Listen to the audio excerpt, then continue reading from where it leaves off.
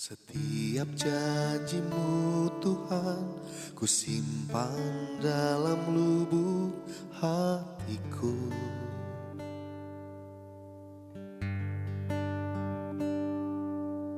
Lewati setiap masalah, tiap tetes air mata dalam hidupku.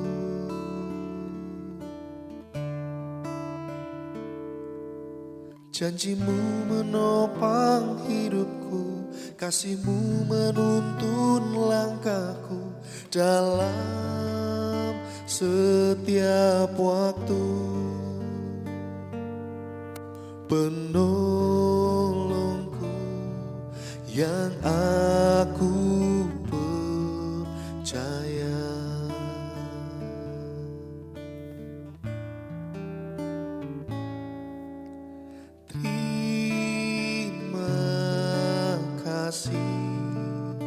Buat kasih setiamu,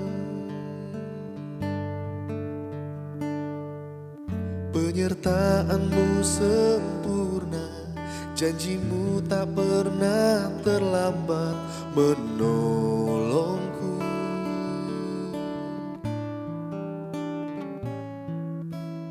Terima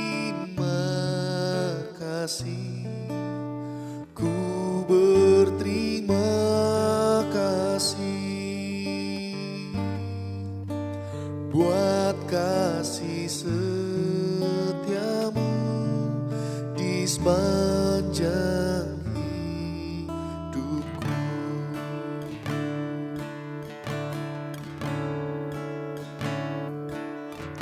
Setiap janjimu Tuhan, ku simpan dalam lubuk hatiku.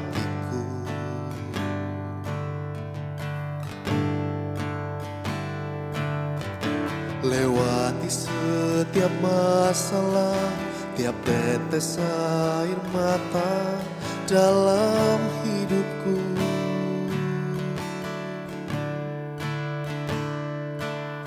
Janjimu menopang hidupku, kasihmu menuntun langkahku dalam setiap waktu.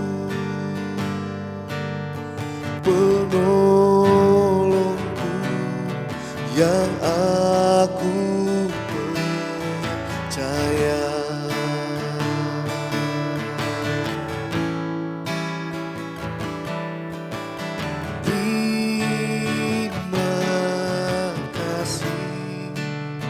Buat kasih setiamu,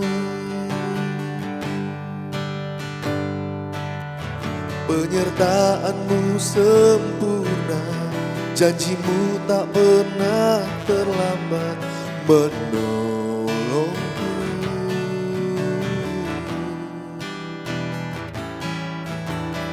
Terima kasih, berterima kasih buat kasih setiamu di sepanjang hidupku.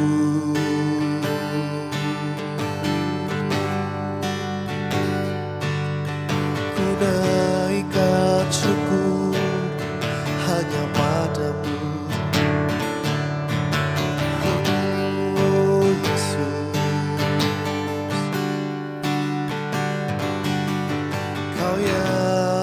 berjanji untuk setia,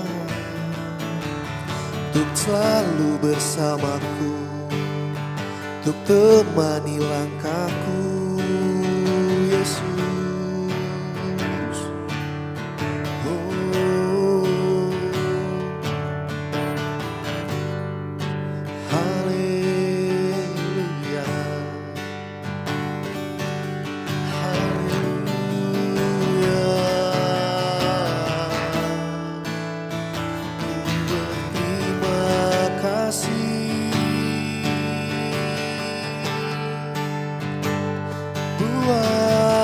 Kasih setiamu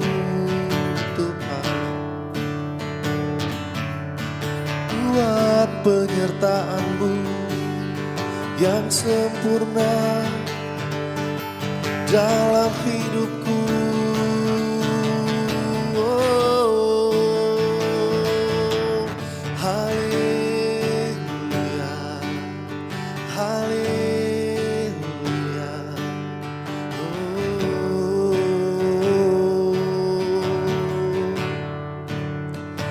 hati kami limpah dengan syukur. Hati kami mau berterima kasih Tuhan.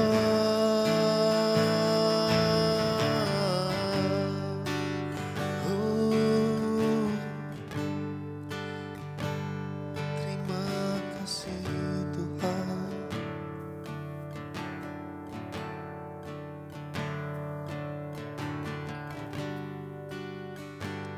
Terima kasih Yesus, Kau selalu setia.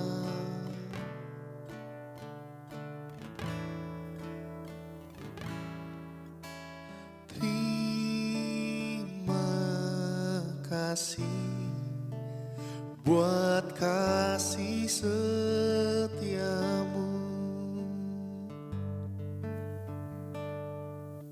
Penyertaan-Mu sempurna, janji-Mu tak pernah terlambat menolongku.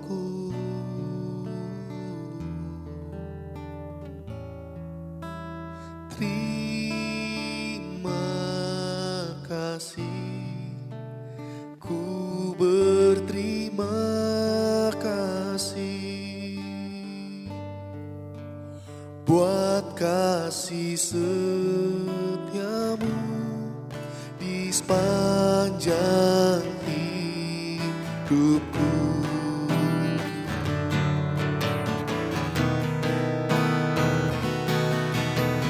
Terima kasih buat kasih setiamu.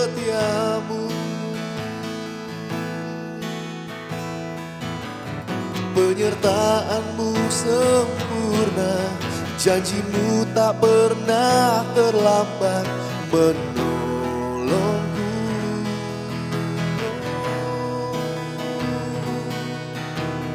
Terima kasih, ku berterima kasih buat kasih setiamu di sepanjang hidupku.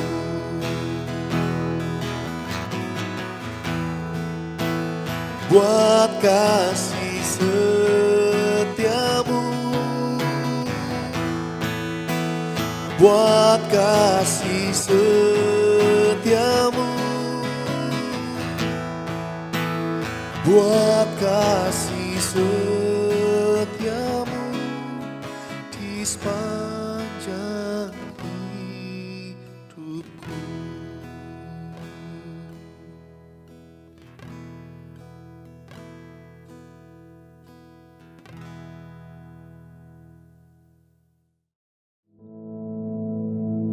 Our Father, which art in heaven, hallowed be thy name. Thy kingdom come, thy will be done in earth as it is in heaven. Give us this day our daily bread, and forgive us our debts, as we forgive our debtors. And lead us not into temptation, but deliver us from evil. For thine is the kingdom, and the power, and the glory, forever. Amen.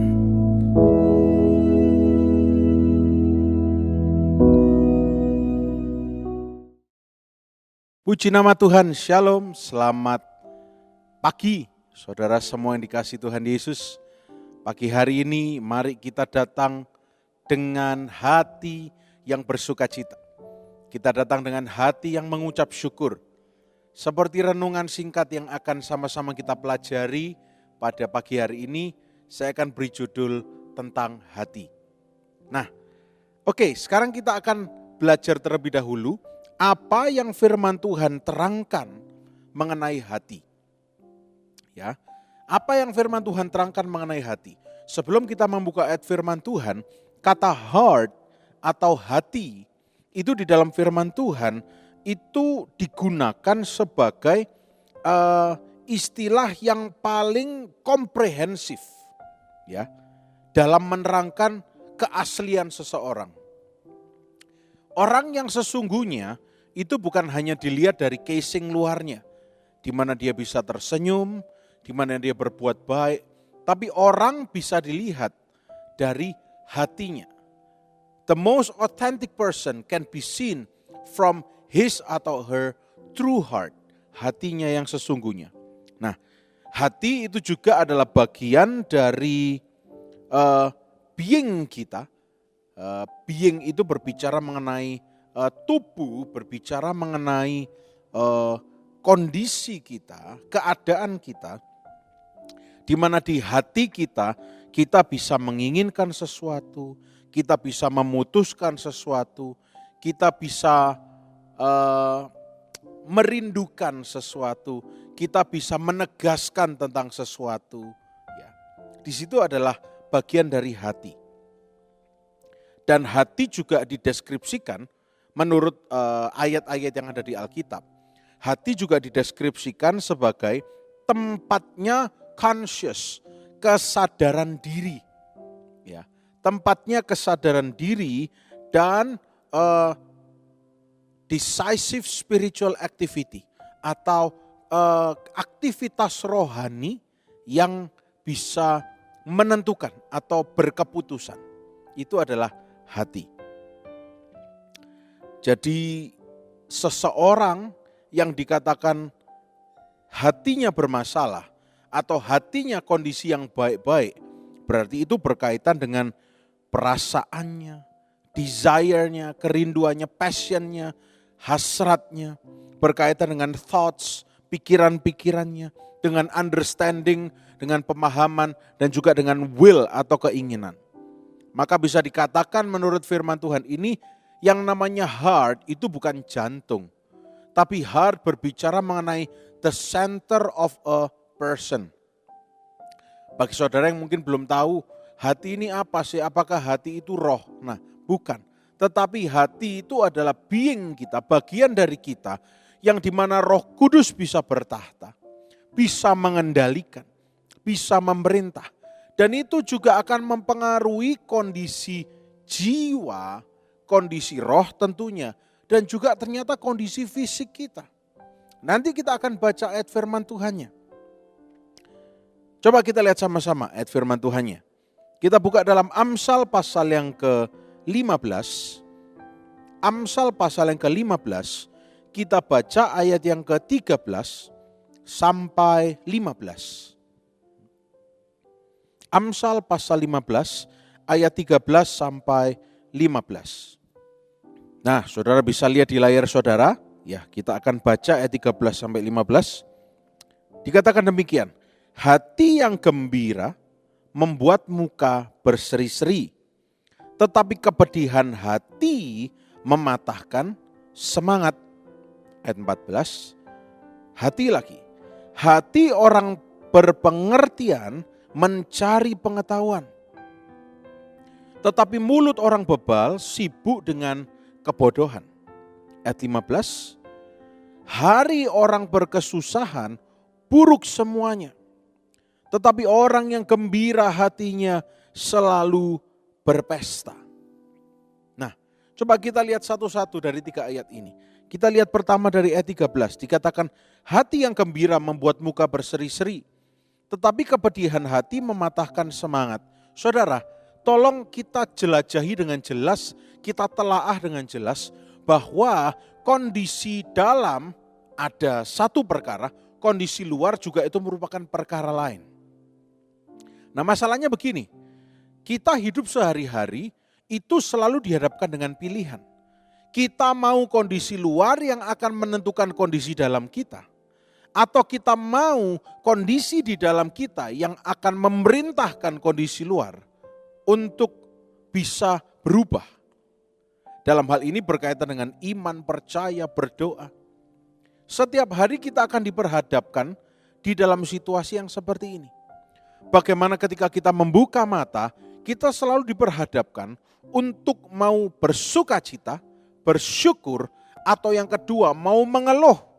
Kalau kata orang Jawa mau ngeresulo, atau mau merengut sepanjang hari, atau mau meratapi sakit penyakitnya, atau mau meratapi ketidaknyamanan tubuhnya, mau meratapi kemiskinannya, kemelaratannya, sorry to say, mau meratapi kesedihan, kepedihan hati. Selalu ada pilihan ketika kita membuka mata di pagi hari. Saya yakin saudara bisa memilih saat ini. Dan mana yang Anda pilih itu terserah Anda. Bagian saya hanya menyampaikan kebenaran firman Tuhan.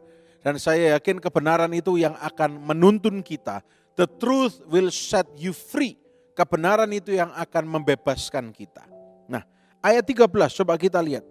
Apa yang dikatakan kepedihan hati. Kepedihan hati itu bukan cuma berbicara mengenai sakit hati. Tapi kepedihan hati itu berbicara mengenai a gloomy heart. Gloomy itu seperti apa? Saudara pernah lihat kondisi mendung yang gelap, yang anginnya tidak enak. Itu kan bikin perasaan jadi tidak tenang. Ya kurang lebih seperti itu. Dan kemudian impatient, tidak sabaran. Aduh, marilah, cepat selesailah, ayo cepatlah. Kemudian juga berbicara mengenai unthankful spirit. Nah ini kebalikan dari pengucapan syukur. Dikuasai oleh roh yang tidak bisa mengucap syukur. Itu adalah kepedihan hati. Dan juga ternyata kalau mau diteliti kepedihan hati itu munculnya akarnya dari satu hal. Pride, self-pride. Kebanggaan akan diri sendiri. Seperti hari Minggu kemarin saya berbicara mengenai terkutuklah orang yang mengandalkan manusia. Merasa bahwa bisa ditangani sendiri. Merasa bahwa saya bisa hidup sendiri. Saya bisa melakukan semuanya karena saya punya semuanya. Hati-hati. Munculnya itu dari pride manusia. Dan juga attachment to worldly objects. Punya keterikatan dengan hal-hal yang duniawi. Kalau aku tidak punya ini, hatiku sedih. Nah itu yang memang dunia inginkan.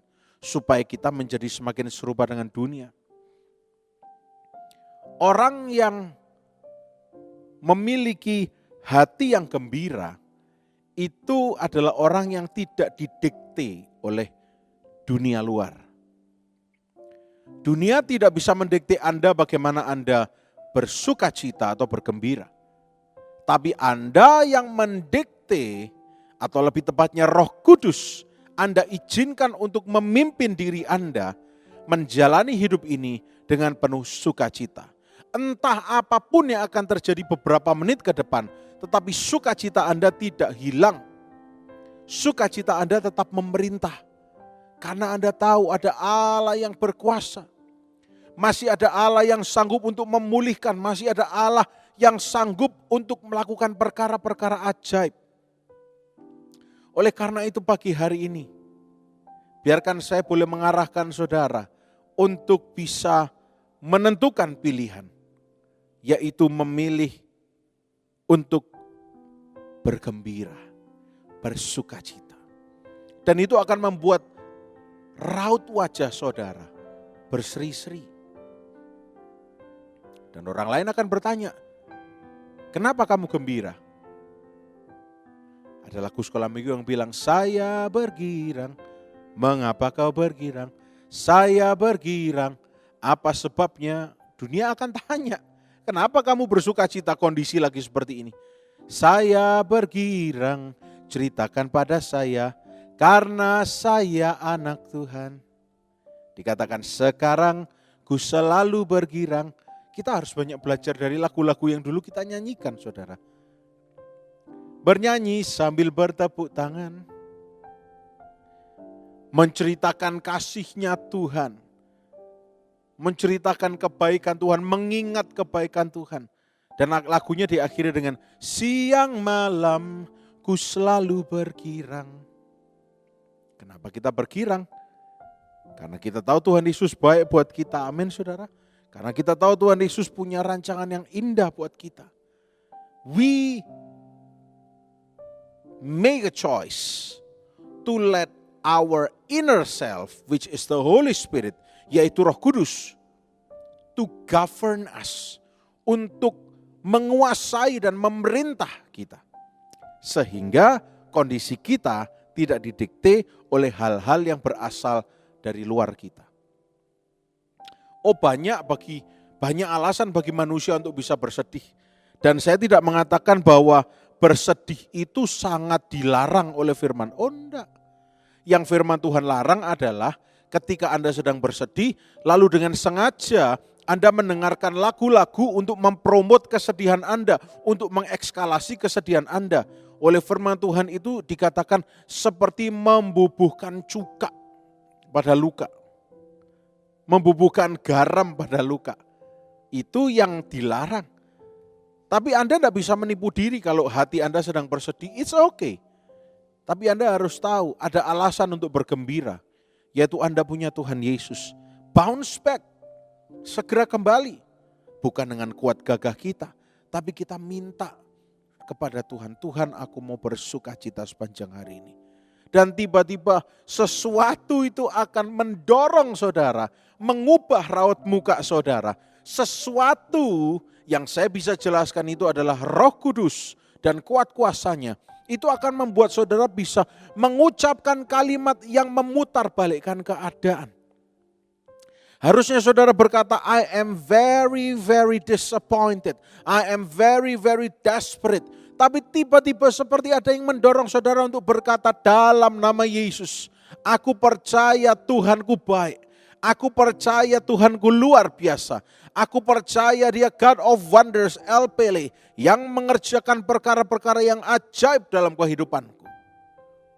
Dan itu bisa dilakukan ketika kita mengambil keputusan untuk ikut arahan Roh Kudus, yaitu memilih hati yang bergembira. Kita lanjut ayat yang ke-14. Kita masih berbicara tentang hati, seperti judul renungan pada pagi hari ini saudara ya. Ayat 14 dikatakan apa?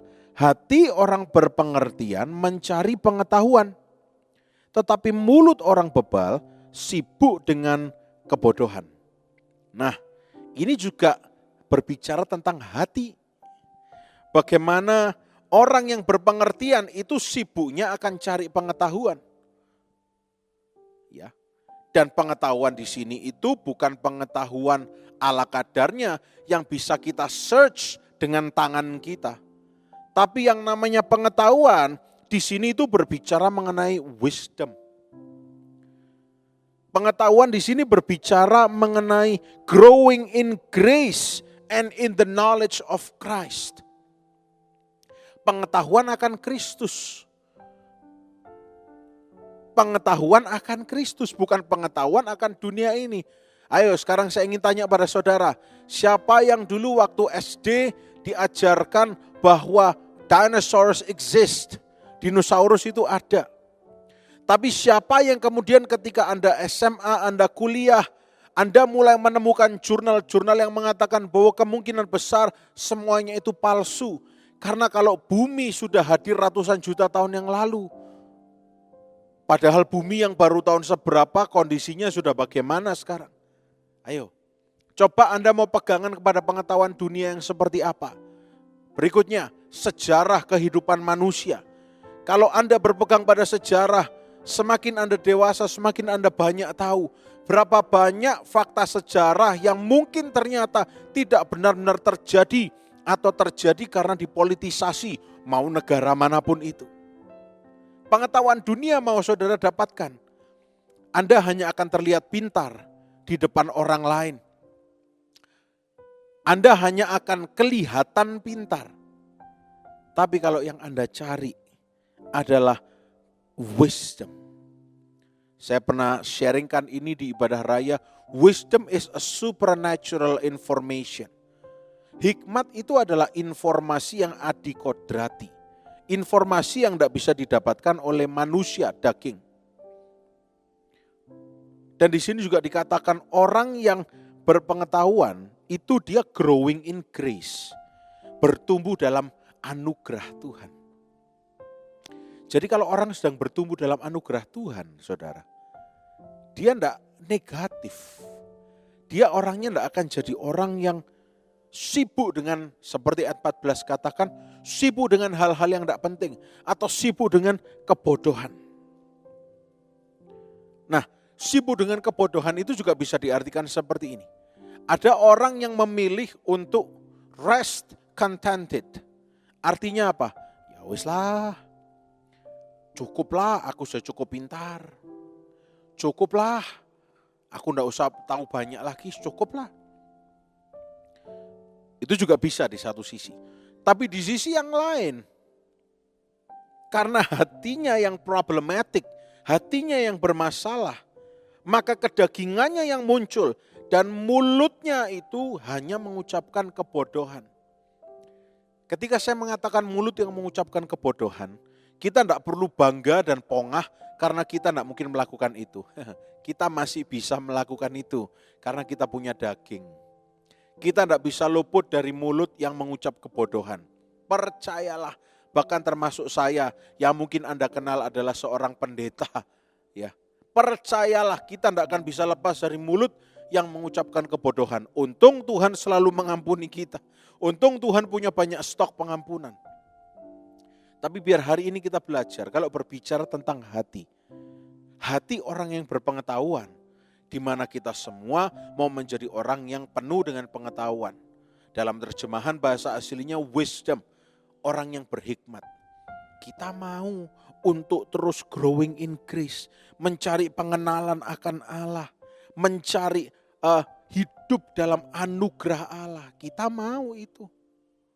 Bukannya sibuk mengucapkan hal-hal yang tidak penting, yang mengucapkan kebodohan. Mari sama-sama dengan saya, saudara tidak sendirian. Kita meminta ampun pada Tuhan. Tuhan, ampuni kami yang seringkali mulut buka ini yang diucapkan cuma kebodohan Tuhan. Ampuni, ampuni. Kami mau mengejar hikmat Tuhan. Kami mau menerima pertumbuhan di dalam anugerah Tuhan. Itu yang kami mau.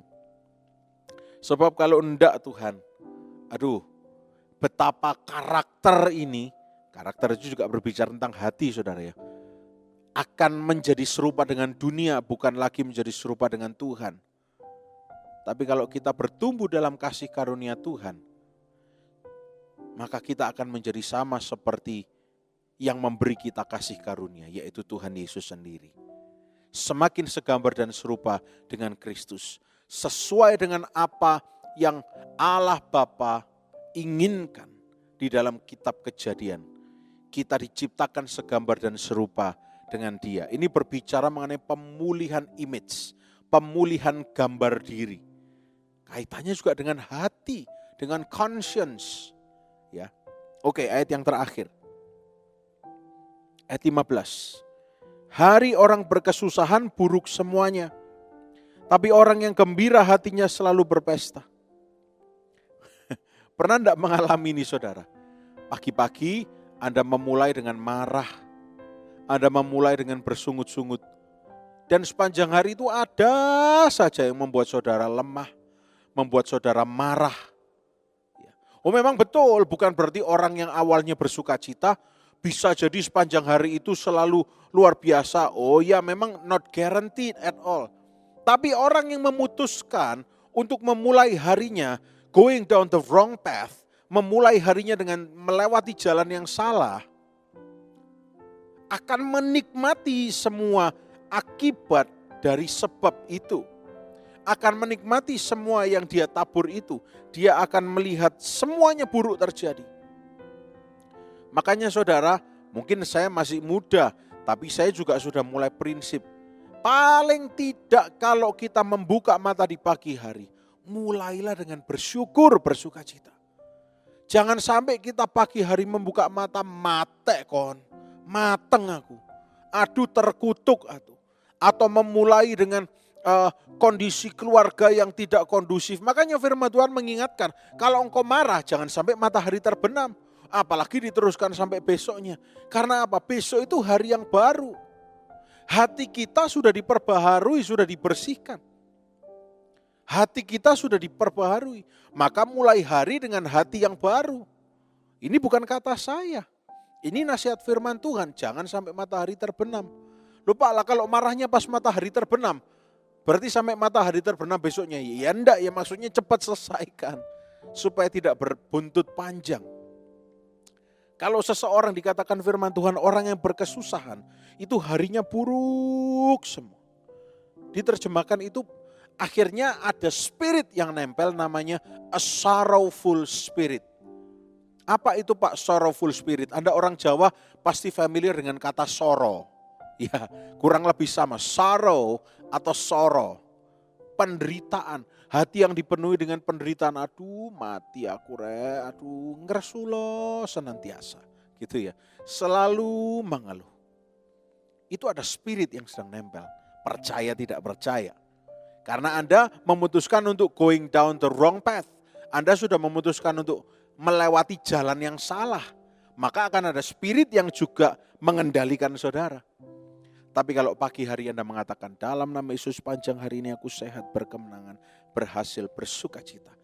Spirit juga akan ada yang menolong, mendorong dan menuntun saudara. Dan dia adalah Holy Spirit, Roh Kudus. Anda memutuskan untuk memiliki hati yang bergembira. Walaupun situasinya tidak mendukung untuk Anda bergembira. Tapi Anda memutuskan untuk bergembira. Karena Anda tahu keputusan Anda itu akan disupport, akan dilindungi oleh Roh Kudus.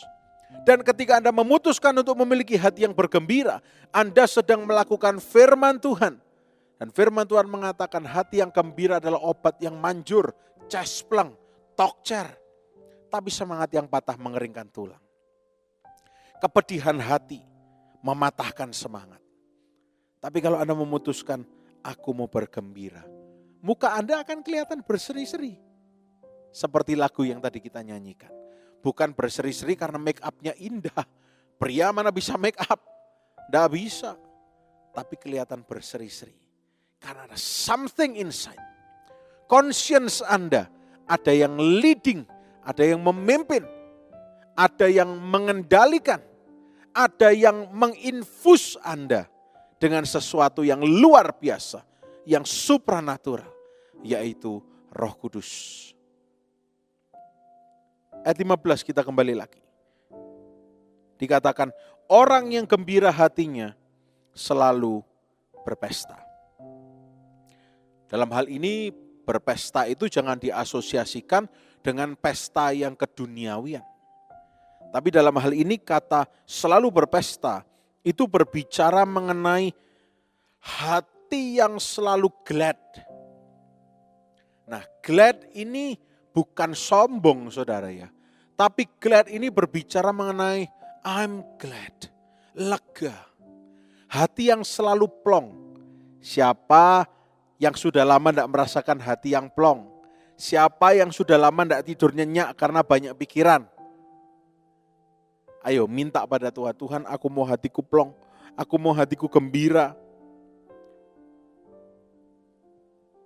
Maka firman Tuhan katakan, berpesta diterjemahkan, you will rejoice with trembling. Artinya apa? Oh, sukacitanya itu bukan cuma level rendah, tapi rejoice with trembling. Ketika beberapa hari yang lalu, misalnya kalau saudara penggemar sepak bola, Anda menyaksikan pertandingan terakhir Indonesia menelan Nepal habis 7-0. Sebagai warga negara Indonesia, you will rejoice with trembling. Apalagi Anda yang suka sepak bola, apalagi Anda yang adalah peminat sepak bola dalam negeri. Anda akan wah luar biasa 7-0, rejoice with trembling. Itu hatinya akan wah lega. Coba kalau kalah, tuh tidak masuk Piala Asia, bagaimana ini. Tapi ketika kita tahu menang 7-0, walaupun sebelumnya dikalahkan 1-0 oleh Yordania, tapi ini menang 7-0, lolos kualifikasi Piala Asia, hore, rejoice with trembling. Hatinya berpesta. Nah firman Tuhan menggambarkan demikian, walaupun mungkin sesuatu yang bisa kita gunakan untuk sukacita, itu belum kelihatan. Oleh karena itu bersukacitalah dalam pengharapanmu saudara. Walaupun belum kelihatan, bersukacitalah. Karena itu akan membuat conscience kita, hati kita melihatnya dengan iman, bukan melihat dengan mata jasmani. Dengan iman kita lihat bahwa kita sembuh. Oh, bersukacitalah karena engkau akan sembuh. Dengan iman kita melihat bahwa kita akan diberkati untuk menjadi berkat. Maka bersukacitalah. Hati kita bersukacita karena kita tahu siapa yang mengucapkan itu. Siapa yang menjanjikan itu. By the way, Tuhan kalau berjanji tidak pernah gagal ya. Tuhan kalau berjanji tidak pernah meleset. Oleh karena itu, pagi hari ini, sebelum kita beraktivitas, kenali hati kita. Semua tentang hati kita. Hati itu bukan jantung, hati itu bukan paru-paru, hati itu bukan liver, tapi hati berbicara mengenai consciousness, conscience. Sesuatu yang ngedrive kita, sesuatu yang bisa mendorong kita. Ada yang mengatakan spirit, semangat. Ya, bisa. Pagi hari ini minta Roh Kudus. Supaya kita diberikan kemampuan untuk bersukacita di dalam pengharapan. Dan biar nama Tuhan dipermuliakan melalui kesaksian-kesaksian yang Anda akan perdengarkan. Karena Anda memilih untuk dituntun oleh Roh Kudus. Mari kita sama-sama berdoa. Tuhan Yesus yang baik, kami bersyukur untuk hari yang luar biasa ini. Kami memutuskan untuk memulai hari kami di dalam nama Yesus dengan bersukacita. Karena kami tahu Allah kami adalah God of Wonders, Allah yang melakukan perkara yang ajaib. Kami berharap, kami percaya keajaiban Tuhan akan terjadi dalam hidup kami. Dan biar pagi hari ini, sepanjang hari ini kami semuanya sehat. Kami dibungkus dengan darah Yesus. Kami diberkati berkelimpahan untuk menjadi berkat bagi semua orang. Di dalam nama Tuhan Yesus Kristus kami mulai hari ini. Haleluya. Amin. Selamat pagi, Tuhan Yesus memberkati.